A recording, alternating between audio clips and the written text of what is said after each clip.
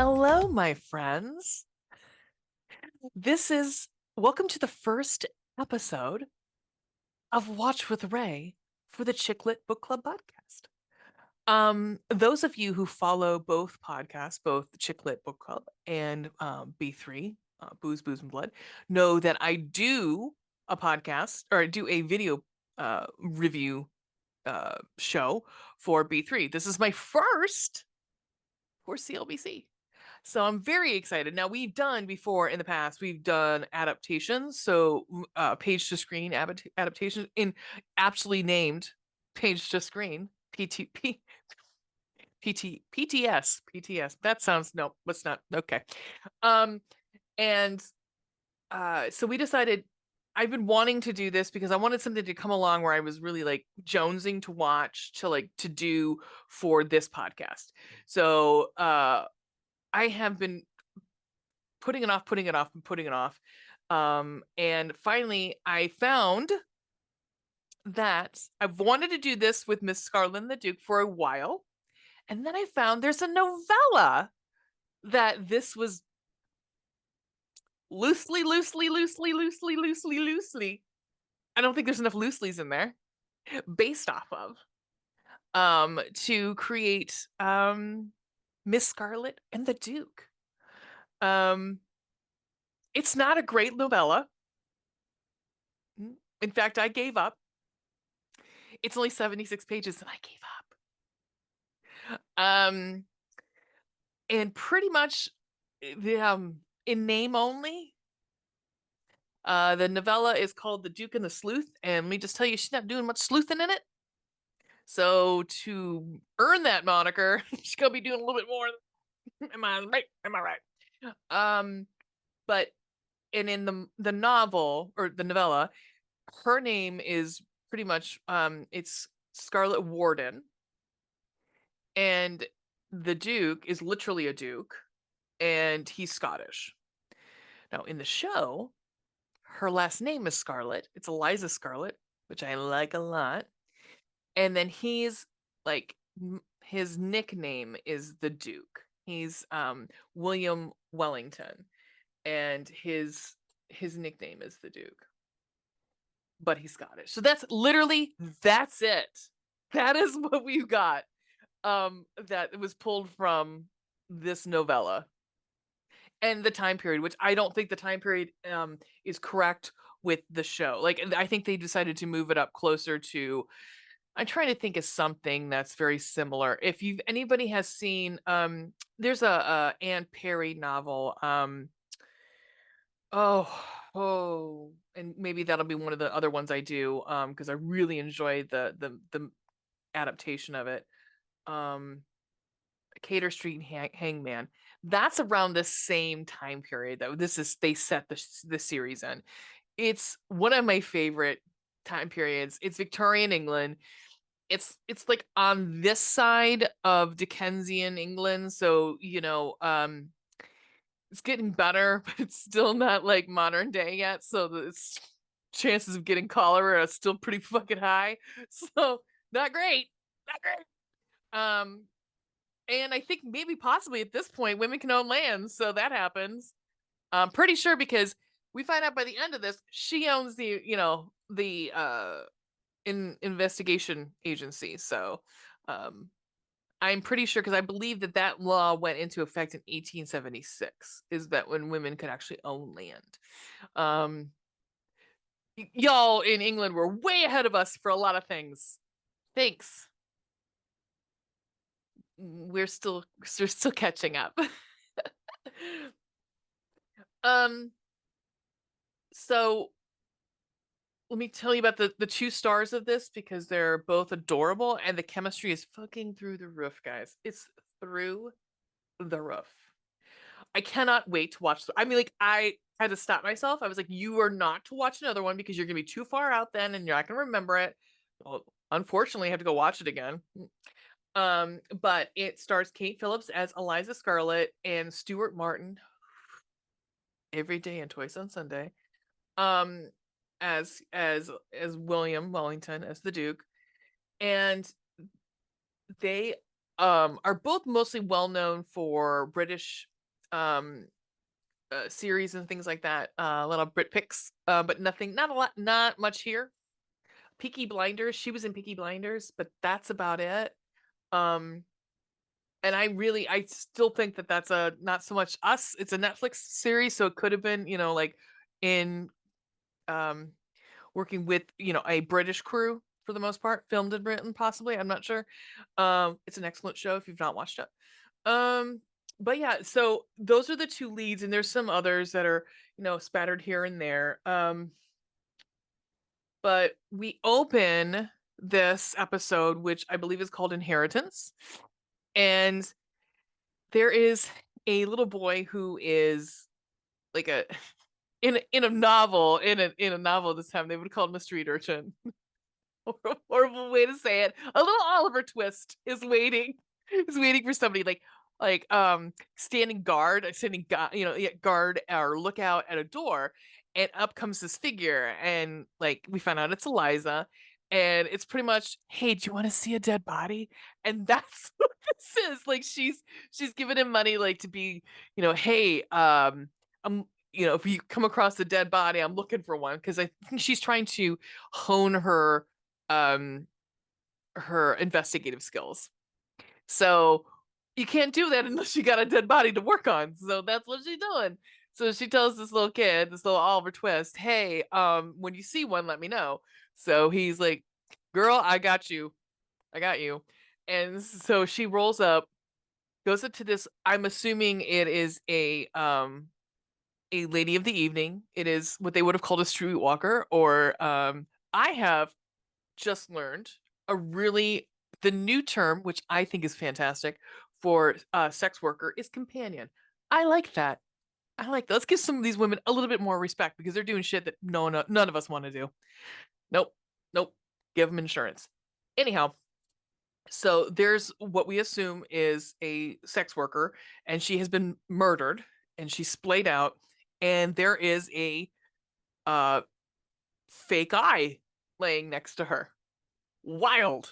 And it's like it's really interesting. It's not a whole eyeball, it's the covering. So it's a fake cover, like that kind of eye.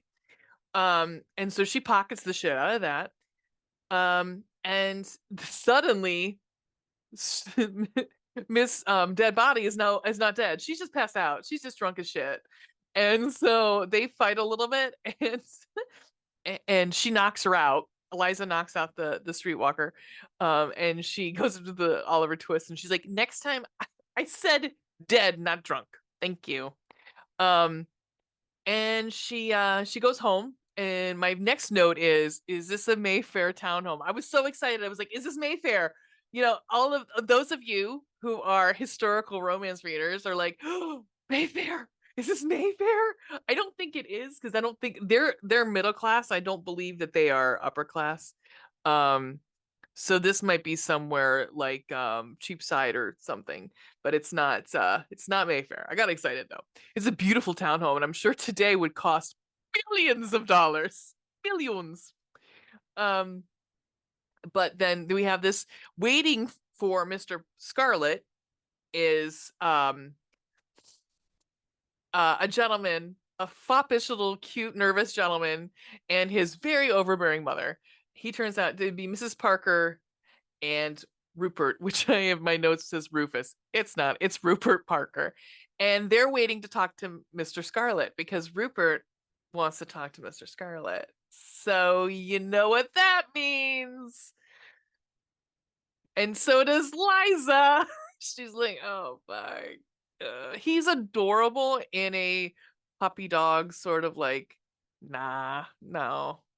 This woman is a fucking goddess. And like, not that that should make any difference, but she's out of his league, man. Like, um, but he's so sweet, and nervous and cute.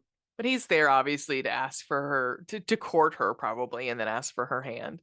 But Mr. Scarlet's not there. So they leave. She gets them to leave. She's like, well, call him tomorrow, whatever. And at the same time, then she finds out that that Mr. Scarlet hasn't been home. So then we cut to the most banging fucking theme song. Holy shit. My first thought was, go PBS. Fuck yeah. All right. All right. I see what you're doing. I love it. Because it is awesome. I was very impressed with the theme song. Also, if anybody is interested, non-alcoholic craft beer, Bravas, raspberry goes. Shout out. Those of us who are no longer drinking alcohol, is a fantastic option. It tastes delicious. So if you like goes, which I do, it's an awesome, and I guess they started the brewery specifically to be a non-alcoholic brewery. So awesome. Shout out. So then we learn that, Scarlet is trying to do this investigation stuff. She's trying to hone her skills because she wants to show that she can do this to her dad. Like, she knows the bills are piling up.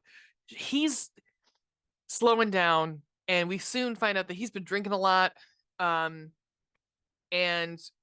at this point, they can't find him. He hasn't been home in a couple days. Not good. Not good, especially since predators are calling. So she finally goes to see William Wellington, the Duke, and they have an awesome repartee. And come to find out, they've known each other for a while. He's actually like, he works in Scotland Yard, so obviously not a Duke, because he wouldn't be a Duke and work at Scotland Yard, especially at that time. But so they just obviously call him the Duke. But he has like, so Mr. Scarlet was kind of like his mentor, and so he's known Scarlet for a while, and they've got like a cute, oh, they joke about how he kissed her when they were teens or something like that. It's super cute. But you could definitely tell they're sparking. There's so much fucking chemistry. Like, they couldn't have found a better. Like, I had to look. I'm like, are these two married in real life? Because holy shit, they should be. But that never worked. That doesn't make a difference. I mean, look at Tom Hanks and Meg Ryan, and supposedly she's the worst person the worst person, period. But they had chemistry up the wazoo.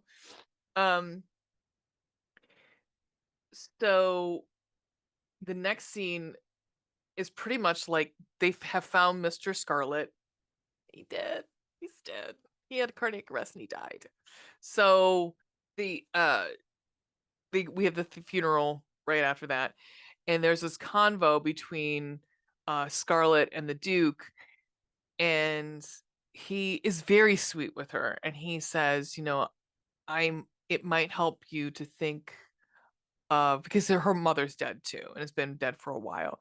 And he said, I don't know if this will help, but it might help to think of them as reunited, if that will help you at all get through this. And it sounds to me through their conversations that the Duke and Mr. Scarlet had many conversations about in the past about who would take care of Scarlet if something were to happen to him. And you can tell from Jump Street that that William has feelings for Eliza, 100%. So I'm almost assuming that Mr. Scarlet at some point asked William to watch out for her. So as the bills are piling up, Eliza's like, okay, well, I got to do something. We're not going to be able to pay. In fact, there's a scene where you find out that like they can't get something. I think it's meat, possibly the butcher, because the bill hasn't been paid. So they're gonna have to start letting go of servants, of maids and stuff, because they're just not gonna be able to to cover their wages. And so Mr. Walters, is that who it is? Winters. Mr. Winters shows up. His older looking man shows up he's wanting to engage Mr. Scarlet's services in finding his niece, Clara Sims. He shows her a picture and everything. And she tells him, oh, well, he's busy, but he will meet you tomorrow morning at your hotel. I will give him the information, blah, blah, blah. We see, so this is how we catch up with pretty much the story of the backstory is through a flashback now. A flashback of young Eliza and then her dad working through forensics, like early forensics, and him teaching her how to do pretty much like investigating and logic and coming to conclusions through investigation. Um, and she is at some point told to find Moses by a couple people that she has not interrogated but come across, that because she's also not fucking scared about just walking out. I'm going out and like I'm gonna, I don't even have to catch a hackney. I'm just going into the bad areas of town. Fuck it. Because also again, she's not like, they're middle class. They're not, it's not like she would be accosted or not. I shouldn't say it that way. It's not as if she has not been around people of the lower class, unlike somebody who lived in Mayfair, who, if they were to, would lose their minds if they went and they were actually to touch a person of the lower class. So she gets a clue that she needs to talk to this Moses. This Moses is at this like brothel. It's actually like a gaming hell. That's what I figured. So it's not what I pictured, like in every historical romance novel, like what I pictured a gaming hell to be, but I'm pretty sure this is what it was. A very small one. It's so interesting. It's so interesting that because you don't think about space. You don't think about like, of course in novels it's always like it's ginormous, like it's huge, vast, massive, vast space that's these gaming halls. But it's like, think about London. Really think about London, and at this point it's pretty populated. So not as much as it is now, but it's up there. It's pretty close to being pretty populated. So like most of the structures that are there that are there today were there then.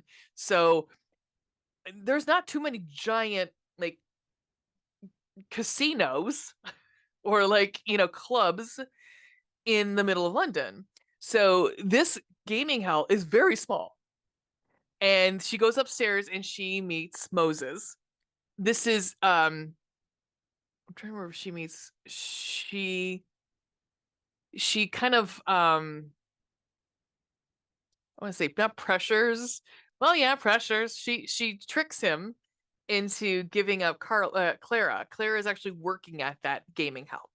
So she finds Clara and she tells him, your uncle's looking for you.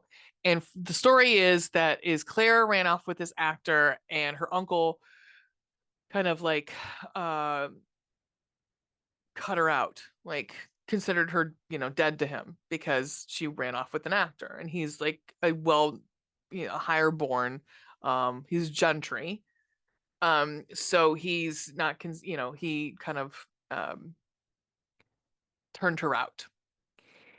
So the fact that he's looking for her kind of melts Clara's heart. It's the fact that it's like he's actually looking for her. So so at the same time they all get arrested because there's a raid on the gaming hell. But oh god, Eliza's so funny. So she tells them that she is the Duke's special whore. She literally says that. I'm not. She says she's his special whore and she will only talk to him. And so he comes in the dead of night and was like, "What? Why did you gotta tell him that you're my whore? Why? Why did, of all why names did you say that?" And also this is a VD raid, which made me laugh really hard. I don't know why. I can't imagine that happening, but maybe I'm not, but I can't imagine there being a VD raid at that point, but it must have happened. It probably did. But so William's not happy with her and locks her up anyhow. He's kind of like, well, then you can sit here and be a whore. Instead, but he's just like, enjoy your night in jail. See ya. And she's determined to get Clara out because Clara obviously does not have VD either. So she gets out the next morning and she goes to find Mr. Winters because she's going to pretend to be like, oh, my dad couldn't make it. blah blah blah. But I have found your niece. And and Mr. Winters is like, well, I know your dad is dead. I read it in the news today. Thanks for not telling me. You're a liar. Um, but she said, no one will, pretty much like, I'll work for less than some of these other places and I'll do it today. So she convinces Clara to meet up with her, and she's like, I'm going to take you to your uncle. And she's like, tell me about your husband a little bit, like the one that she's running from. Like, at this point she's running from her husband because her husband's a piece of shit.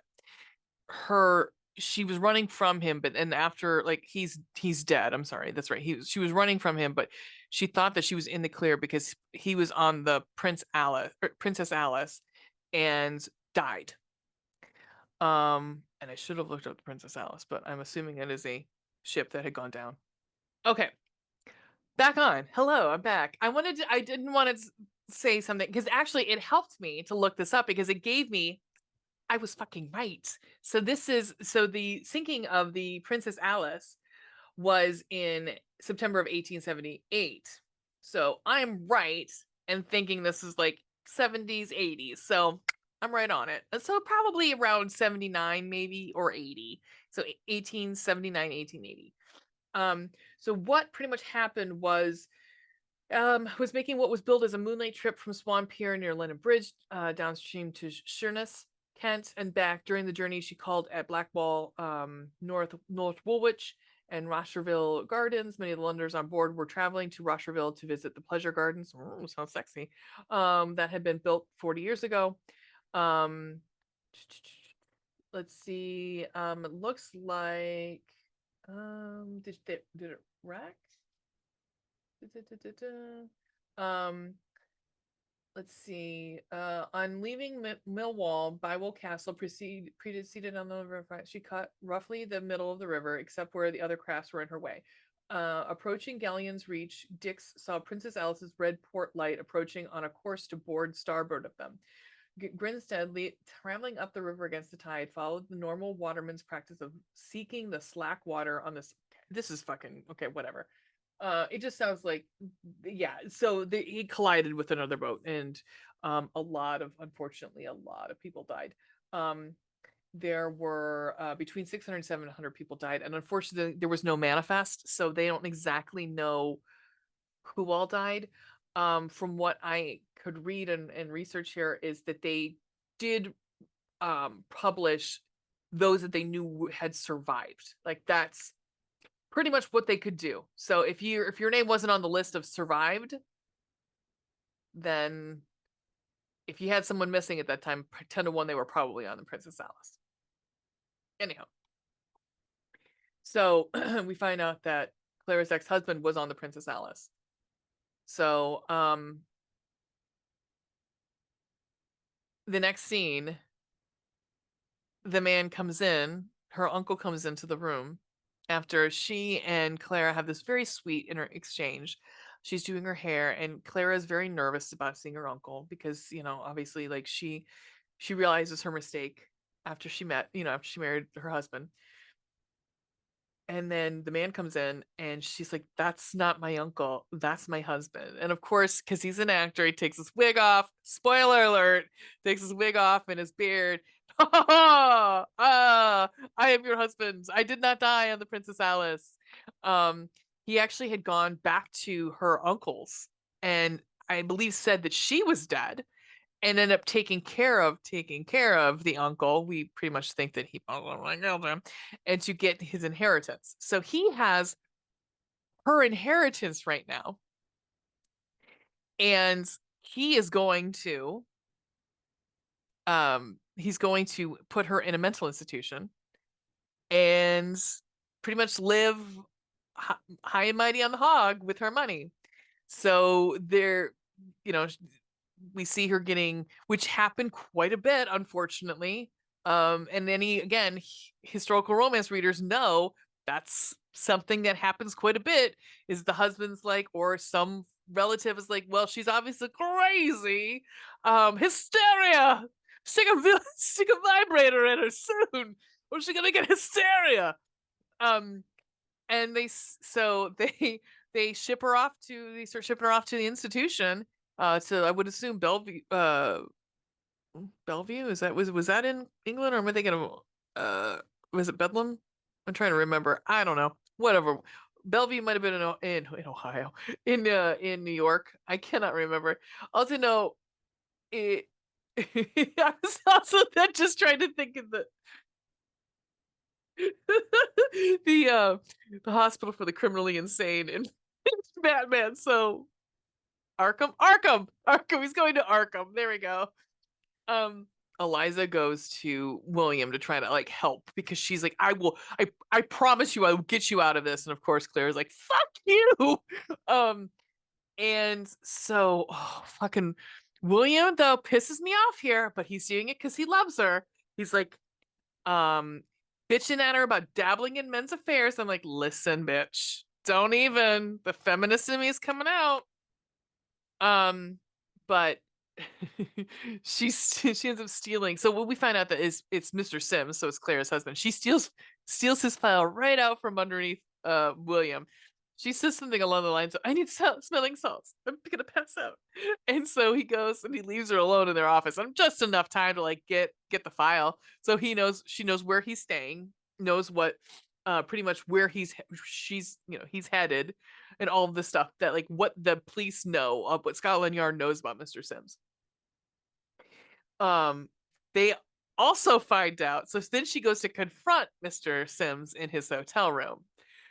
Mr. Sims is still married because his first wife didn't die.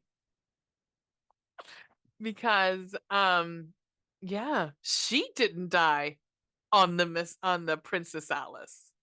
So she was still alive. What? So um she has also um snuck some laudanum into his tea by one of the maids. So he conveniently passes out at this point and is arrested. Yeah, for and that means that Claire can be released from the mental institution. She has all of her money now from inheritance, and Rupert, Mr. Parker, does not want to marry her. It's so cute. He comes to her, he's like, I do not want to marry you. And she's like, thank God, because it wasn't gonna happen. Not gonna happen anyhow. But he's like, mother insisted, and she thought this. She's like, he's pretty much like, so many other women have said no, and I've been so thankful. She's like, but you were the one that she said would say yes, and he didn't want to get married. Like he's like, I don't want to get married yet. I want to go out and like sow my wild oats, probably with a dude. I mean, I think that's kind of where we're leading his character on. And and she was like, he said, and my mom knew that the dire straits that you were in financially, so she knew that you would say yes.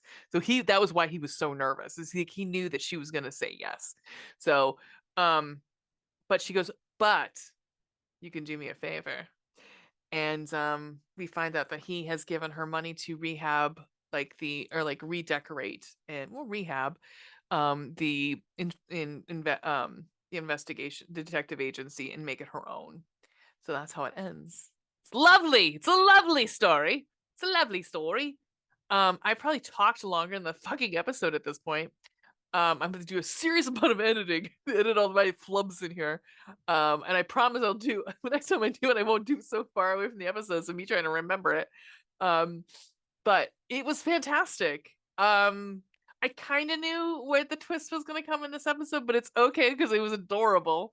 Because I was like, he looks really young in the face to be an old man. Like it was like the face wasn't matching the hair and the posture and the mannerisms of an old man. Like it just wasn't matching up real well. So it was not a surprise that suddenly he's not an old man. He's a hot younger dude. Okay. But again, I will take this fucking chemistry any day. There's so many longing looks. There's so much like hands almost touching. Love it. It's just repressed sexuality, and I love it. Um, so yeah, I will be back for episode 2, and I will have better research. But if something happens, I will tell you. I won't have to stop and research and come back. Fuck it. No, don't. That's bullshit. I'm not gonna have that done. No, fuck that. It's gonna happen just the same as it this time. Like, oh, I probably should look that up. We'll make a note of it. Not come back into it. Anyhow, if you enjoy this, I hope you did hear me fucking jabber on for 30, 40 minutes. Um, please stick around. There'll be another one of these shortly. And if check out our podcast. Right now we are just releasing as of tonight, so it'll be live tomorrow. Will be our episode 58, which is Off the Map by Trish Dollar. And we just in our episode before that was Emily McIntyre's Twisted, which we have an episode with Emily on our episode. So that was very exciting. It was awesome to actually meet her and talk with her. Yeah, so check us out. Check out our website, which is chicklitbookclubpodcast.com. Our email is chicklitbookclubpodcast@gmail.com. You can find us on Twitter, on Instagram. Those are the two that we use. And my co-host Veronica uses TikTok. I think it is the devil's app. But she loves it and she does TikToks for us. So I'm the Insta girl. So yeah, so again, I hope you enjoy this, and until then, carry on, dear readers.